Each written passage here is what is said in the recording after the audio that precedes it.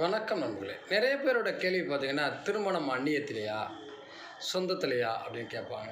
எந்த திசையில? அப்படின்னு கேட்பாங்க. இந்த திசைகள் என்பதெல்லாம் இப்போ உள்ள காலகட்டத்துக்கு சரியா வராது. நம்ம 7ஆம் இடத்து அதிபதி இருக்கக்கூடிய இடத்தையோ, அல்லது 7ஆம் இடத்தினுடைய திசையவோ நம்ம சொல்லிருவோம்.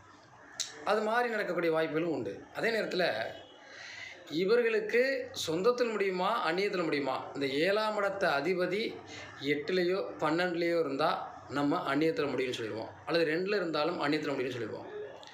ஆனால் அதற்கு சாரம் கொடுத்த சாரநாதர்கள் 5ல இருந்தா லவ் மேரேஜா வரலாம். 9ல இருந்தா அப்பா வழிகள்ல வரலாம். 4ஆம் இடத்துல இருந்தா அம்மா வழிகள்ல வரலாம். பல வகையிலயும் நாம இத ஆய்வு பண்ணணும். அது நம்ம பொதுவா அந்த 8, 12ல மறைஞ்சிருச்சு, 2ல போயிருக்கு அப்படின்னா, இது அந்நிய திருமணம் அப்படிங்கிற முடிவுக்கு நம்ம வந்துடுறோம்.